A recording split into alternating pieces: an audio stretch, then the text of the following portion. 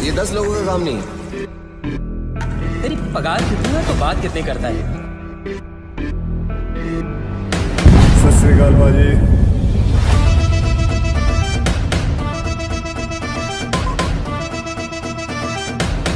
क्या रे, कितना टाइम हुआ हमारे? 2 दिन हो गए। 2 दिन फिर भी लेके घूम रहा है बॉडी को। हाँ चला जाओ दे। क्या अंडरवर्ल्ड माफिया से होगी वीर की टक्कर? क्या सीक्रेट इन्फॉर्मर की होगी एंट्री? नमस्कार दोस्तों, एक बार फिर से आप सभी का स्वागत है बॉलीग्राज स्टूडियोज में और मैं हूं आपके साथ अनुष्का त्यागी। डायरेक्टर रोहित शेट्टी ने अक्षय कुमार के साथ मुंबई में हुए 26/11 अटैक के कुछ हिस्सों के इस्तेमाल करके एक बेहतरीन फिल्म बनाई है जिसका नाम है सूर्यवंशी।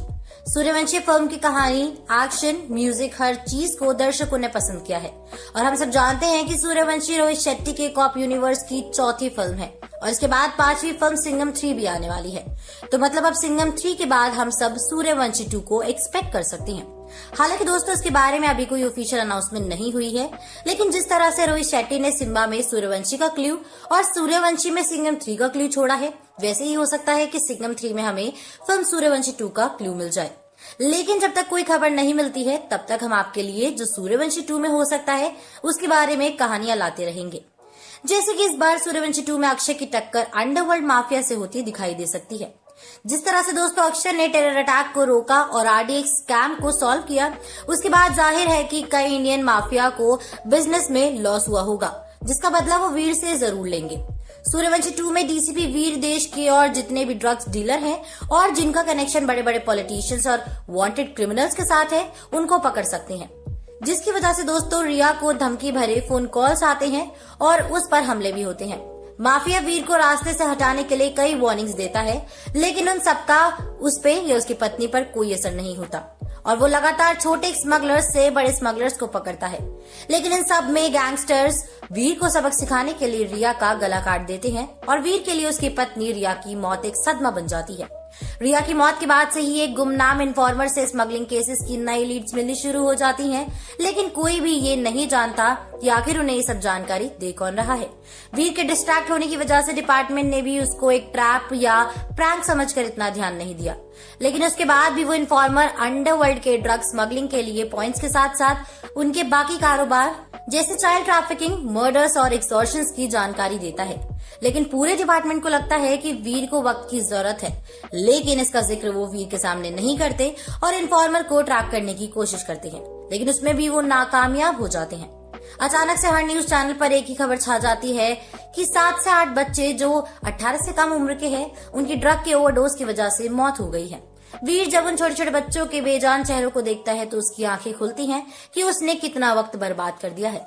अगर वो ध्यान देता तो शायद आज ये बच्चे जिंदा होते, लेकिन आगे ऐसा ना हो इसलिए वीर ने कमान अपने हाथों में ली और जितनी भी जानकारी उसे खुफिया मैसेंजर से मिल रही थी उसे वेरीफाई करने का जोखिम उठाया और वो सारी इन्फॉर्मेशन जब मिली तो उन्होंने कई स्मगलर्स के अड्डे पर रेड मारकर उन्हें बंद कराया।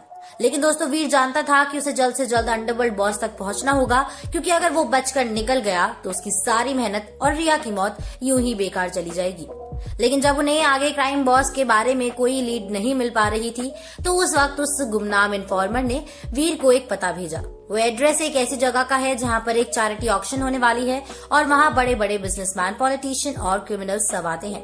चैरिटी ऑक्शन के लिए वीर को 3 टिकट्स उसके घर के दरवाजे पर मिलती हैं। मतलब वहां वीर अपने साथ 2 ऑफिसर्स को ले जा सकता है।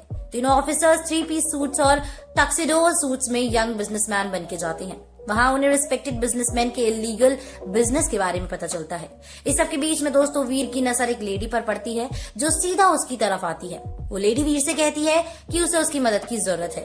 वो लेडी वीर से चैरिटी ऑक्शन के बाद होने वाली चाइल्ड ऑक्शन की बात बताती है और वो पीछे पानी के टैंकर की तरफ इशारा करती है, क्योंकि उसमें से एक में बच्चे हैं जिनको आजाद पार्टी में बेचा जाएगा। वीर उस पर विश्वास नहीं करता तो वो लेडी कहती है कि अब तक उसने पुलिस की मदद की थी तो अब उनकी बारी है फेवर लौटाने की। तब वीर को समझ आता है कि यही लेडी है जो उनके लिए सीक्रेट इन्फॉर्मर की तरह काम कर रही थी। तो दोस्तों आपको क्या लगता है, आखिर कौन है ये लेडी जिसके पास इतने सारे सीक्रेट्स हैं और आखिर वो क्यों पुलिस की मदद करती है? इस सब के पीछे क्या कारण हो सकता है? तब तक दोस्तों आप लोग बने रहिए और देखते रहिए बॉलीग्राज स्टूडियोज को। हम फिर हाजिर होंगे एक नई वीडियो के साथ में। हमारी आज की राइटर है तनु चौहान।